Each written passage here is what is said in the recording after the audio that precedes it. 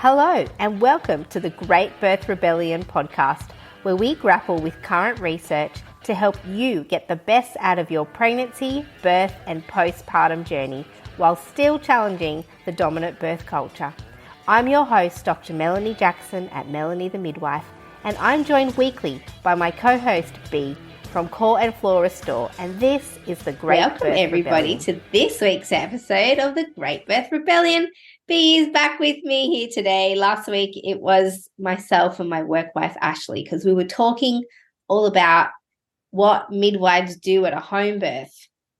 You just drink tea, don't you? And knit. Yeah, crochet, because knitting's too noisy. Knitting's got a ticking sound that happens. Knitting is not birth considerate. No, crocheting is much more in line with the midwifery philosophy. And one day I want to run a crocheting for midwives course, because I think it's a really important skill. Gets you in a state of flow. It clears your mind. You know, there's people, Michelle O'Donnell has spoken about the knitting midwife, or the crocheting midwife it should be. You know, that's important. And actually, we're on topic today. We're not off topic. People are going, oh my gosh, they've already started babbling about other stuff.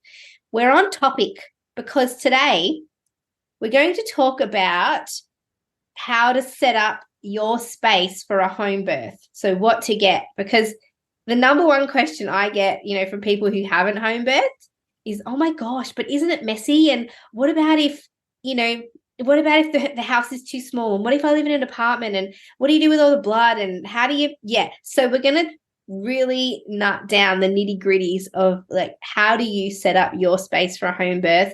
What do you need to get ready? Because you've already hired your midwife, hopefully, or if you're free birthing, you don't have a midwife. But how do you set up for a birth? That's what we want to talk about. And, you know, I bring my crocheting, but you don't have to bring your crocheting to a birth. Okay, two things. Yes. There's so many people that are like, I'm here for the babble.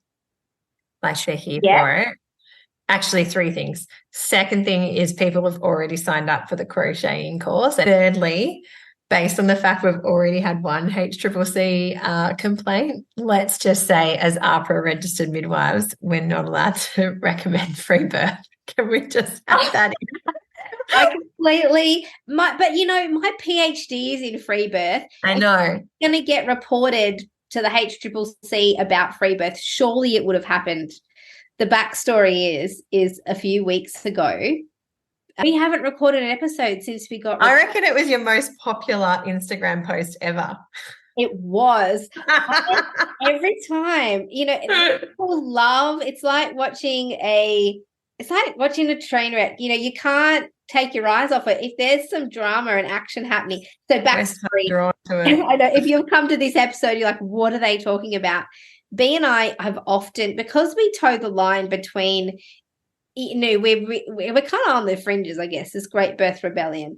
And so in our minds, we know that what we say on this podcast might upset people who are really interested in maintaining the status quo of what's currently happening in the maternity care system. So we assumed that one day this podcast would get reported to AHPRA, to the HCCC, which is, you know, if you've got an issue with a midwife in Australia, you report them to AHPRA or the HCCC. Healthcare Complaints Commission. Correct, that's right. And so last week or the week before, it finally happened. We got reported. The podcast got reported. Finally, it's happened to us. We got reported. Oh my gosh! And we're not celebrating the process. I mean, you know, the complaint came to me. It's on my record, but basically, someone complained, and the HCCC and AHPRA looked at the complaint. They investigated it, and they decided they didn't need to take any action because we're doing just fine. We're not doing anything that is in breach of our registration, and we're not a danger to the community. And that's what they are there for, is they're there to take dangerous midwives off the street so that they don't hurt people. So apparently we are not hurting people. The complaint was really concerned that women were listening to our podcast and making healthcare decisions based on what they learned from this podcast. That was the crux of the complaint. So I mean, guilty as charged, I think. I was like, she's not lying. The person who reported us, not lying. We they're not wrong. We're providing information and people are making decisions on that. But yeah, we know that it's tricky because a lot of what we present from the evidence actually goes against a lot of policy. So we always knew it was going to happen. I would probably be encouraged more if we got more. 100%. I was so inspired. I'm like, yes, this is the kind of motivation that I need.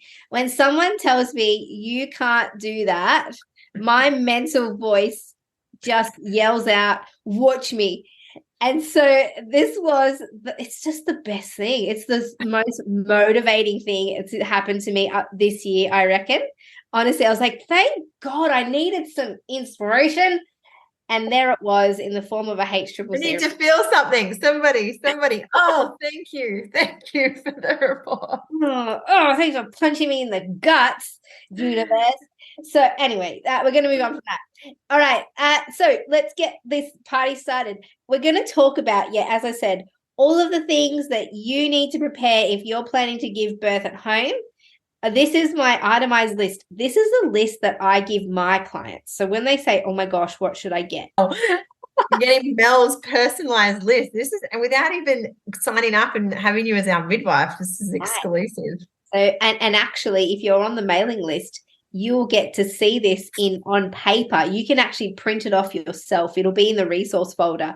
So this is the list that I give my clients. And if you're a home birth midwife listening, feel free to go in and get that list and just print it off and poach it and use it as your own. This is public information. I'm giving it out. It's got no branding on it. It's all yours. All right.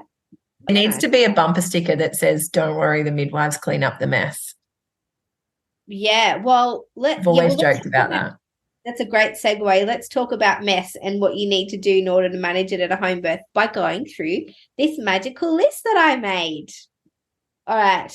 Okay. It's super practical. You're going to hear all these things and go, yeah, duh. But you don't have anything, in hospitals sometimes that they supply things that you didn't think about and you don't have to think about. But at home, you've got to think about everything. So this is no particular order. It's not alphabetical. It's not in order of priority.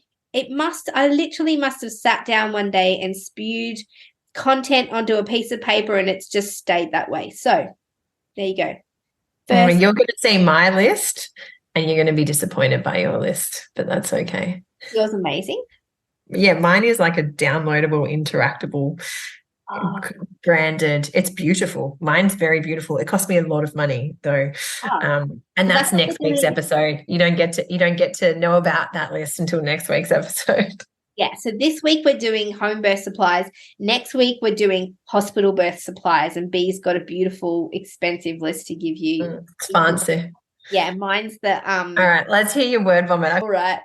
Okay, first thing you need is heat packs. Whether it's hot water bottles, wheat packs, something you can strap around you. I've seen all manner of most expensive to the cheapest hot water bottle I've ever seen. And it was a woman who literally filled up a plastic water bottle with hot water and put it on her belly for afterbirth pains. I was like, that bloody works. Absolutely. Anything you can put hot water in is a hot water bottle, but you can pay for comfort. So hot water bottles are nice, but you can use any heat packs you want, whether or not they're filled with hot water or hot wheat. Either way, but these hot heat packs are part of your pain management and comfort strategy. So have multiple, because you might need one for the baby when it's born, one for your belly for afterbirth pains, one for your lower back, one for your shoulders, one for your front. Just have one for your partner. Can I just say, if you do have a microwave and you don't have a heat pack, what we used to do this in hospital, and this is a tip for those midwives that work in hospital that don't have access to heat packs, because not all hospitals do. We used to wet a towel and microwave it. So you wet a towel and microwave it. Now you have to be super careful, really careful. Do not sue me if you get burned here. You have to be super careful because the towel gets really hot. And so we used to take it out with tongs and put it into a plastic bag. And then, I know this is doing all the bad environmental stuff here, but we didn't have heat packs at this hospital I worked in. This is what we did. And then we would put it into a pillow slip, and it makes the best heat pack ever. So microwave a wet towel. Couldn't you have just poured hot water over the towel? Why did you could have. Yeah, but that would have probably gone against op health and safety, because then putting a towel in the microwave, that's totally on. Totally fine. Okay. It's totally yeah, you can just put hot water, or you can microwave it and then put in a plastic bag so that it's not, the wetness doesn't seep through, and then put the plastic bag into a pillowcase, and it works wonders. Well, this is another, I mean, you could do that at home too if you wanted to pour, if you didn't have any hot water bottles, you can either use a plastic water bottle and just put hot water in it, or do Bee's fancy microwave or hot water trick. So heat packs, that's the first thing on the list.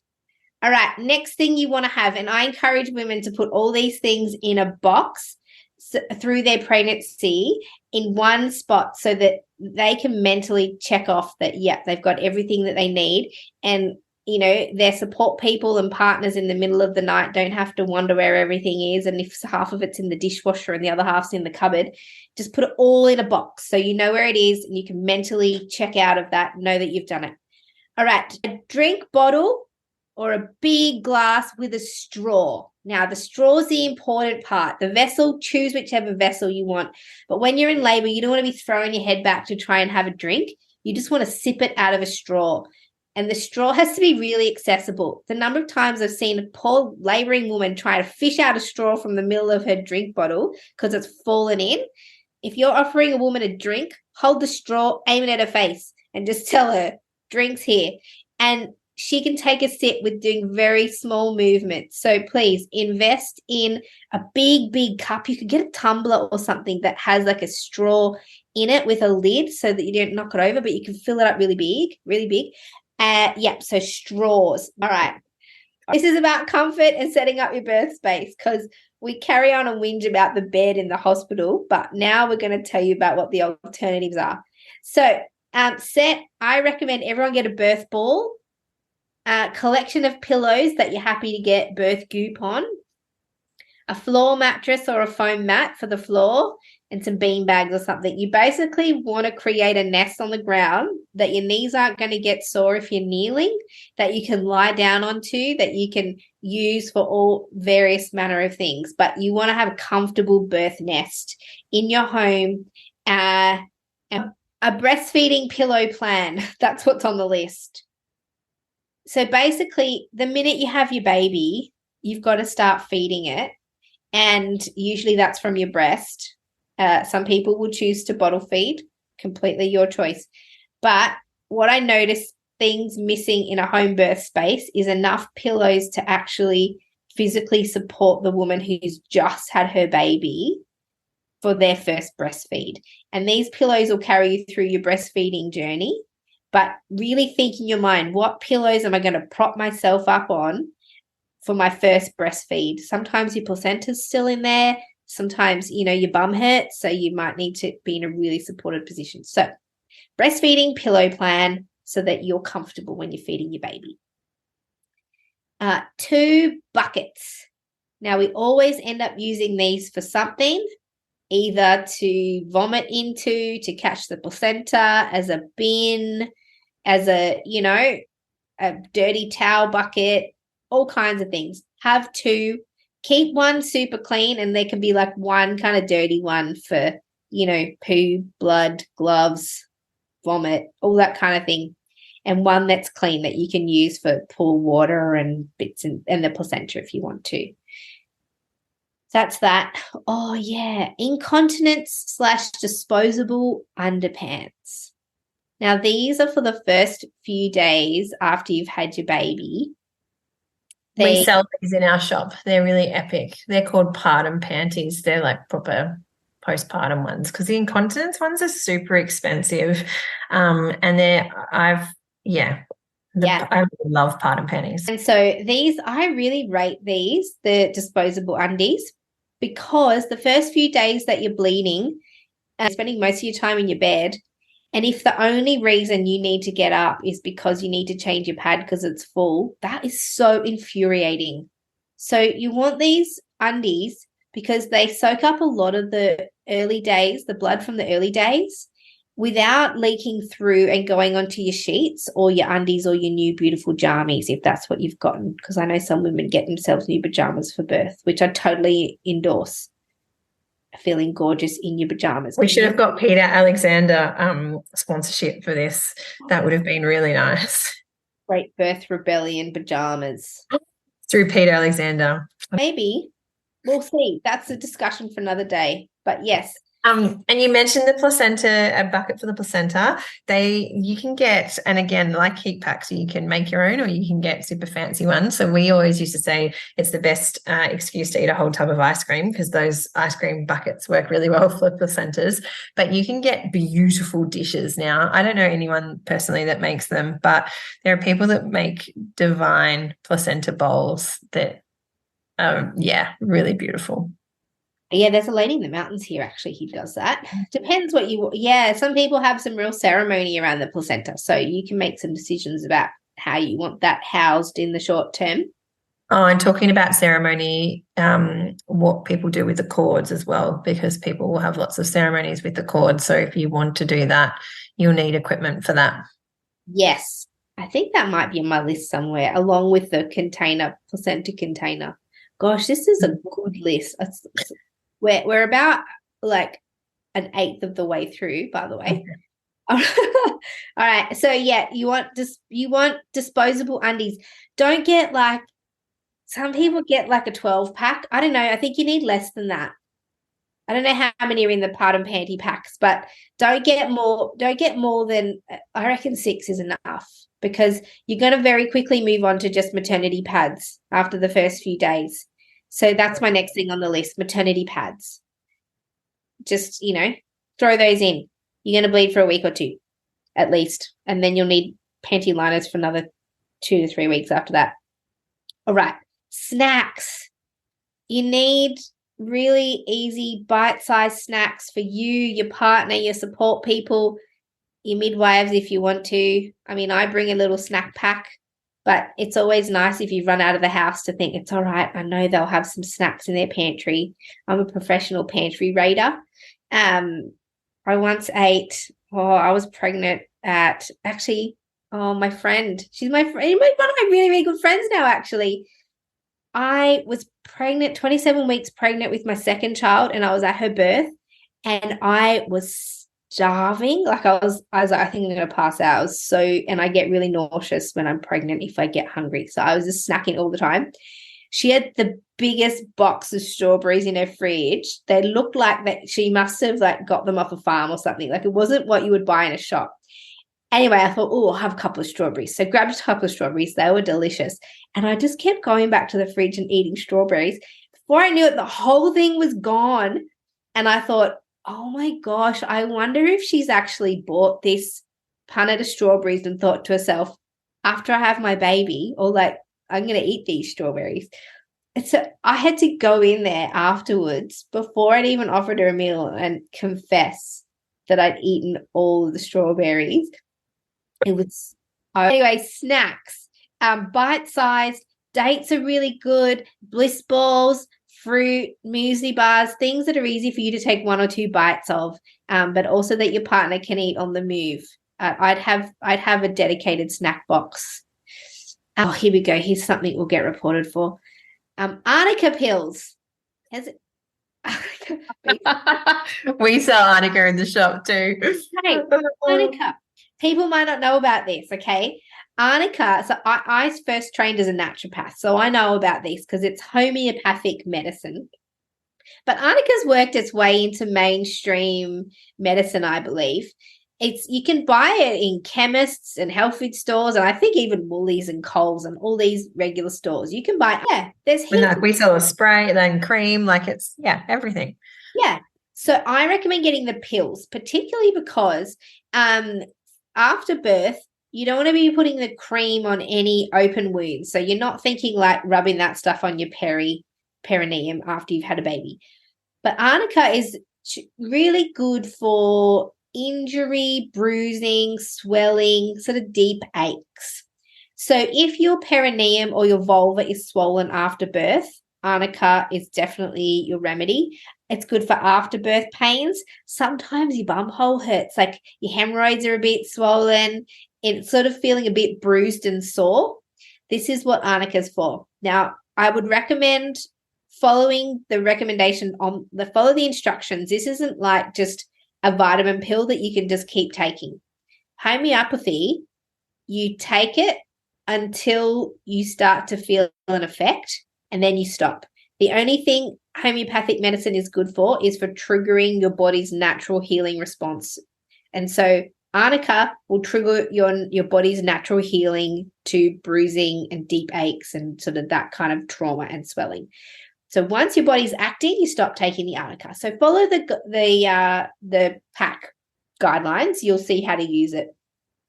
But that's when I use arnica pills, and you start right from when your baby comes out. There's no real known side effects. If you follow the recommendations, you can have it while you're breastfeeding. You can have it with other medications. So it's natural.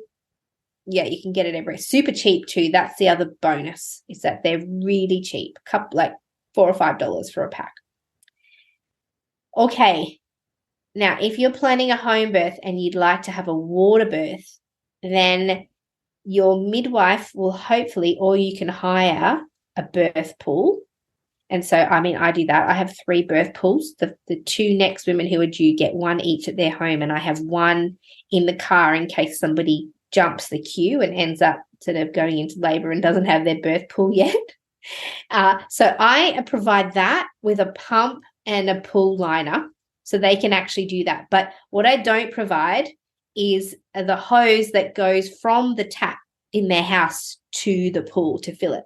So I recommend a food grade hose, and you can get these at Bunnings. They're often either like a light blue color or a clear color. They don't look like a garden hose, but they use them in caravans and boats and things. So you can also get them at boating and caravanning and camping stores. But food grade hose, and you want enough length that will go from the tap that you want to attach it to where you're going to set up the pool, but then also from the pool to wherever you're going to drain the pool out of. So food grade hose. I'd buy a brand new one. Don't use one that somebody else has used. This is the water that your baby's going to be born into. So keep it as clean as possible. Okay. Pooper scooper. This is for again, people who are planning a home water birth. Is when you're actually pushing your baby out, you might do a little poo as well, and that's okay. And we just scoop it out with some kind of sieve or pasta strainer, or I've seen people use like the little nets that you would get fish out of a fish tank with, but I don't like those because it's hard to knock the poo out. Like if you scoop up a poo in those little nets, sometimes you can get trapped in there. So actually, like a strainer, because they're usually solid and you can sort of tap the poo into the toilet. So that's on the list. All right, what's next? Okay, plastic drop sheets. I reckon at least 3, depending on your situation. If you've got floorboards or tiles, you might not need to put your birth pool on a drop sheet, but you will need it for your couch and maybe your bed if you're, moving about the space. And so it's about protecting your floors and soft furnishings from blood and goop and things like that. You can get really thin, cheap ones, that usually you would use for painting and things. But, that's on the list. All right. Old sheets. And you can use that as well over the plastic coverings so that you're not walking around on plastic for your whole birth. You can actually put some nice fabric over the top of the plastic to walk around on. And, you can get these cheaply, and blood comes out of stuff. So you can wash the sheets if you want to, or you can just get rid of them. All right. Now, you need more of these than you think. Towels. Don't get less towels. Don't think, 6 should do it. No, it won't. 10 to 12, mate. 10 to 12 towels. If you're having a water birth, this becomes way more important, because if you're getting in and out of the pool, you need a couple for the ground. We use them as blankets. We use them to dry the baby. All kinds of stuff. So heaps and heaps of towels. Face cloths. about 4 of them at least, because we're going to use them to wipe your face when you get hot in labor. But also, if you're out of the pool, we're going to use them as a perineal compress on your peri. And I'm going to say my tip too. And I've realized I have a home birth checklist. It's in my pregnancy program, but it probably needs an update. And it's branded as well, but it's not publicly accessible. So we'll have to probably update it and make it publicly accessible. But a thing that I used to tell people a lot was make your bed, then put a tarp over it, then make your bed again. So then if you do any kind of labor or birth on your bed and those sheets are dirty, you just strip those sheets, take the tarp off, and then you've got a nice clean bed underneath. It's like the #1 home birth hack. You just have fresh sheets to get into. It is amazing for postpartum, just to get into clean sheets. I call it the bed lasagna. Yes.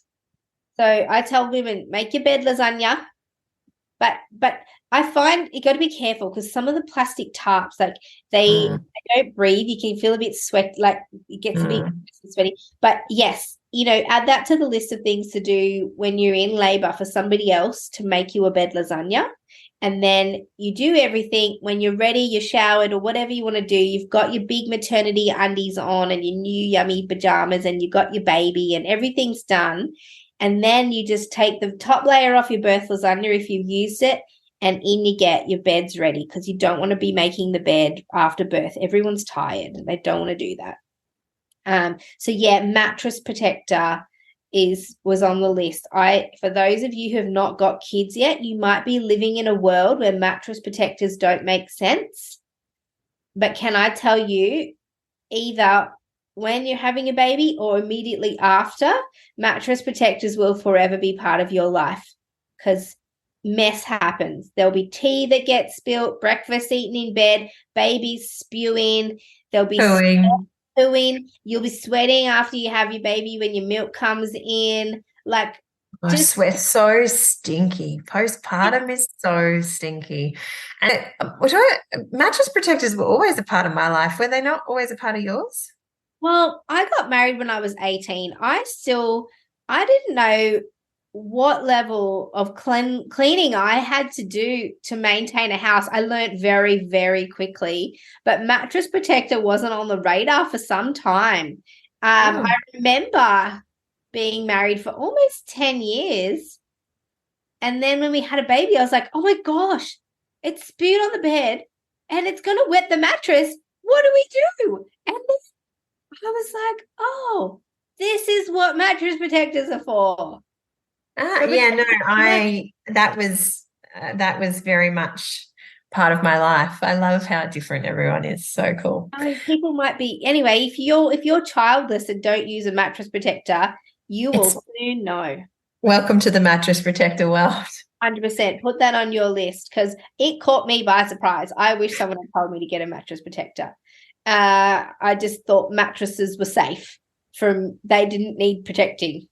I'm just a bit disappointed, given your ethnicity, that you didn't know that. I don't know. I don't know.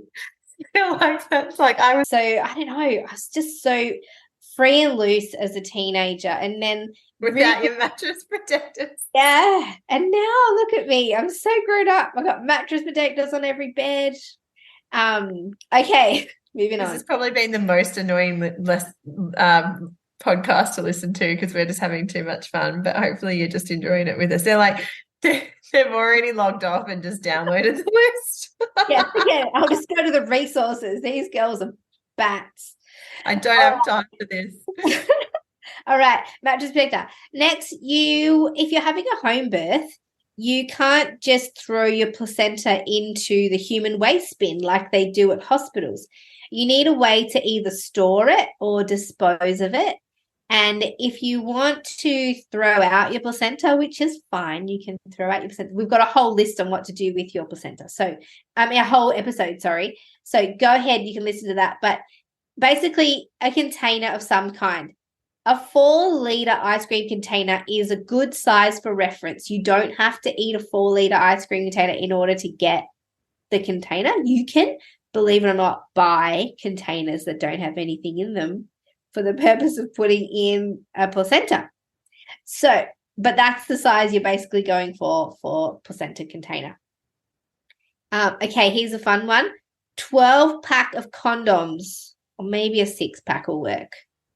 Now, here's why. And B's got a fancy product in her store that you'll see. But if you want the cheap version, that'll cost you only 12 condoms.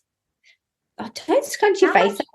I'm trying to figure out how much condoms are. Well, I don't. Really long time. I'm going to look it up while you talk. Now I have questions about your contraceptive decisions, but we'll talk about that later. Don't use any. I know my body. I've never used contraception. There you go. Those who actually listen to this podcast just got bonus bits of personal information. Yeah, there you go. Okay. But if they've gone this far, if you've gone this far, you deserve this information. If they've gone, that's it. They don't get the privilege of knowing what your contraceptive decisions are. Okay. So 12-pack condoms. Now, what you're going to do is before you go into labor, please, not after, or during maybe would be okay. Fill them with water, kind of halfway, tie them at the top, lie them flat so they kind of create little ice packs, and freeze them separately flat on a tray in the freezer. And then when they're all frozen, you can put them in a container or something else to keep them clean. Stop shaking your head. I'm giving details. I know, but hey, I've looked up condoms. They've gotten really fancy and expensive since, and that just is messy. Just buy these beautiful perineal packs. They're like $18. They smell like calandra and lavender, and they're heat and ice packs, and they're soft, and they go into undies, and they're super easy. Just don't stuff, like, who's got time to stuff around with condoms? Anyway, what I'm saying, make these ice packs are the perfect size for your perineum. Don't insert them. People are like, where do I put them? I'm like, not inside your vagina. No, they lay outside. Wrap it like a paper towel over them or something. They're nice and flat. There's no sharp edges. Like, you're not going to use a kid's ice block. Some people say, oh, just use a Zupa Duper or ice block. I'm like, no, they've got sharp edges and they're plasticky. But these are food grade. They're clean. They're soft.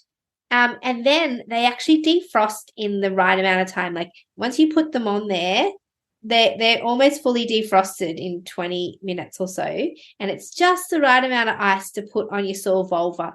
And so I'd have these frozen ahead of time. And then when they get blood on them, and they will, because you'll be bleeding when your vulva hurts, they can be disposed of. And then that's it. B, how do you wash those packs, those reusable ones? Like, because women are bleeding. What happens? They go on the outside. So there's ones that come with undies. So you put the pad on the undies and then they go through that pad.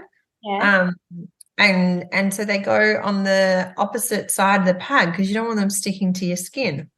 You want the pad there. Well, that's why we use the I just tell them to wrap it in paper towel and you put it on top of the pad. So it does get blood on it, but the paper towel gets blood on it, and so does the condom. But then you get the application of cold on your peri, like it's right there. There's a few options there, but definitely an ice sauce for your perineum is what you want, because you're going to want to ice that baby after your baby comes out of it, because sometimes your vulva hurts and is a bit swollen.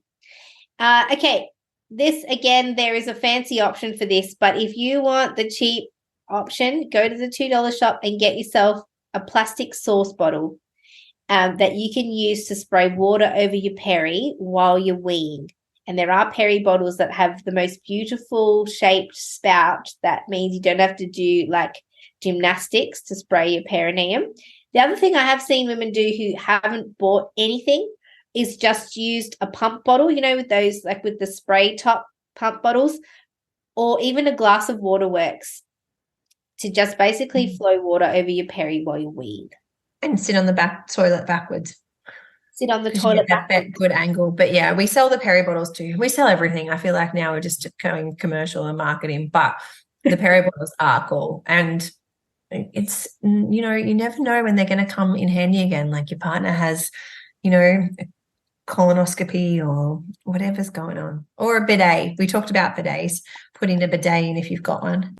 And peri bottles can be passed on. It's not like they're unhygienic, because it's not going to touch your vulva or your wee. There's just water coming out of it. So it's like, it can be passed on. It's not like a dirty item. that somebody else won't want to use. So if you're done having kids but you think, oh, I've got this beautiful peri bottle, you can use that. All right, on the list of things to do is have your baby capsule or car seat installed by the time you're 36 weeks. And this is part of, and yet last week we talked about transfer planning. This is part of that.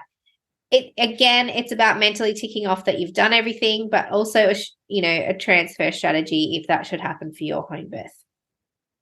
Have a collection of rubbish bags or plastic bags, something that makes it really, really easy to dispose of soiled things without somebody having to rummage around trying to find plastic bags. Okay, this is really important. A source of heating or cooling. So if you're giving birth in winter, you are going to need to warm the space up for when your baby's born. We can't have cold drafts and fans going, and it's really important to keep yourself and your baby warm after the birth and during and while you're waiting for your placenta. Alternatively, I can't think of anything worse than giving birth in the middle of summer and not having a cooling option. So really think about how you're going to make your birth space comfortable temperature-wise. Again, this is not something you have to think about in hospital. They control the temperature. You've got no control over it, but this is something you have to consider. And hot water. Yes. Hot water system. So often it needs to be turned up, or there needs to be an additional way of getting hot water if your hot water system is not sufficient. So big saucepans that you can boil, or an urn if you've got that, because we constantly need to keep adding to the birth pool hot water to keep it a comfortable temperature. And sometimes hot water systems don't cut it, especially if you've spent a long time in the shower. Yeah, exactly. That's something that I talk to my clients about before they've had their baby. Like, do they have continuous hot water? Having pots on the stove and boiling those. Some people get an urn, that can be helpful. Some people use a camp stove as well if they need to boil water. But having some big pots and gloves to hold the big pots with, like oven mitts and stuff like that. Yeah. And then you talked about the heating of the space, and so the lighting of the space is super important too. Yes. So how can you create a light atmosphere that is going to feel good for you? It might be fairy lights and flags and affirmations and all those kinds of things that you're going to use to set your space and create a dedicated birth space that's going to feel really safe and comfortable. The next thing that's on the list is just all the baby stuff, nappies, baby's clothes, the first few days. Tissues. Oh my gosh, the amount of times that we've needed tissues at a birth for just various things. Spoil yourself. Get some really nice soft ones. I always add those to the birth box. Okay, so now this is something people don't like to do, but I always encourage everybody. Pack what I call the postnatal/transfer bag. And this is basically the bag that you just have at the door that you'd pick up if you do end up transferring to hospital from home. And if you don't want to think about it as a transfer bag, think of it as a postnatal bag. So when women are trying to decide what to put in this bag, I just tell them pack whatever you would need for one night postnatal. And if you don't use this bag to transfer to hospital, it's the bag that you can bring with you into your bathroom for your first shower, and it's got everything you'll need for just one overnight. Yes. I want to say two things there around it being triggering, just a lot of love if it feels triggering. And also just as somebody who sits with people and does a lot of one-on-one birth preparation chats and birth debriefs, if it's got a bit of a charge, I recommend working through that, because if you're planning a home birth, the reason you'll be transferring will be because of need, and you want to feel safe with that. And so whatever charge is there, it is very much worth working through. So just a lot of love and a little invitation if it feels right to work through it. Secondly, I've had 2 home births, and those bags were awesome because it had everything I needed for postpartum for all my support people to just grab. So as Mel was talking about, have everything for birth in a box, have everything for, immediately postpartum and postpartum in a bag, because then you're not walking around your house trying to find things or directing people on where things are actually kept. It's super. Like I had my silverettes in there and all those, all the pads and the perinatal wash bottle, they just all lived in that bag. So it was with me no matter where I ended up. So everything was just easily accessible. So it's just super handy and practical. The last thing you want is your partner or support person to be packing you a transfer bag when you're all trying to get out the door, and then you get there and there's just this hodgepodge of stuff thrown in a bag, the undies you didn't like, the old pajamas you never wear, and you're just thinking, oh my gosh, this is just a kick in the teeth. Not only am I at hospital, but I got all the stuff I don't normally use or like. And you're right, this just saves people from yelling out from the shower going, can somebody get me my pajamas? And they're going, which drawer are they in? And everyone's like, I don't know. So yes, that bag is magic. And you literally just pick it up, take it into the bathroom, and boom, you've got everything there for your first shower. Put everything in a big box. The other thing I really encourage people to have is some kind of electrolyte drink. So either coconut water or, you can get commercial electrolyte drinks. You can get powders. There's all kinds of stuff. I give my clients a recipe for what I call Labor Aid, which is an electrolyte drink. You'll see the recipe for that on the list. If you're on the mailing list, you can see the recipe for Labor Aid. But when you're laboring, you're doing a lot of work and you've got to stay hydrated. And if you just drink water, that doesn't really necessarily keep you hydrated. You've got to replace all your electrolytes as everything as well. So electrolyte drinks. That's the end of my list. And then just basically whatever other people feel like they need to have in their space. But that's kind of the practical stuff. Well, I want to say, listen to next week's episode then for all the postpartum bag stuff, because you'll need that too. So just even though you're not planning a hospital birth, highly recommend listening to that episode. We'll try and be a little bit more succinct. We've had all our fun in this one. I think you mentioned garbage bags. Yeah, I said garbage bags. Oh, you did? Okay. Mirror, did you say that? Well, I've got a mirror. I have a mirror in my birth kit, so I don't recommend that women get them themselves. But yes, a mirror if you want to see your baby coming out. But I've got a mirror that I use, yeah. Playlist and speaker. Oh, yeah, it's not on my list, but it's part of the birth nest supplies. But yes, speaker. Yes. And your affirmations, which can be part of your altar. And then what do you do with the TENS machine? Do you hire your TENS? Do you have a TENS machine that you take for people to access? Yeah, so I have one TENS machine and it lives in my birth kit. So I would apply it at the birth and then obviously put it back in my birth kit afterwards. So I don't. So if the midwife, because not all midwives will have that. So yeah. And then I've got things like pain management tools. So we sell the birth weapon or a comb, stress balls. Some people like things like rescue remedy and stuff like that as well. Any kind of massage balls or massages are great too. So often like a tennis ball or just we sell these beautiful cork massage balls that we use for self-massage, like rollers and stuff. But any kind of massage tools that feel really nice. And then if you do any kind of essential oils, massage oils, or hair bands, making sure you've got lots of hair bands, and that's in the hospital checklist too, but you need that. And lip balm, because horse's breath can make those lips pretty dry. So that's where you kind of want that in your birth kit. And I've just started selling, and we used this at a birth recently, was the birth sling. But yeah, absolutely epic tool at home as well, just to kind of labor with. So again, if you're a midwife listening to this, maybe you want to get one for your birth kit. And then a fully charged phone at all times. And then a stool. If you're not pooing with a stool already and then you don't have a stool in your bathroom, make sure you've got that, especially just if you are sitting on the toilet at any stage during the birth of your baby or the birth of your placenta, really wanting to have those feet flat on the ground. So I've got that. And a container for if you've expressed colostrum, to be able to transfer your colostrum, pop that in that postpartum bag. We'll do the postpartum section separate because that'll often be the next episode when people take to hospital. But that's all I had to add.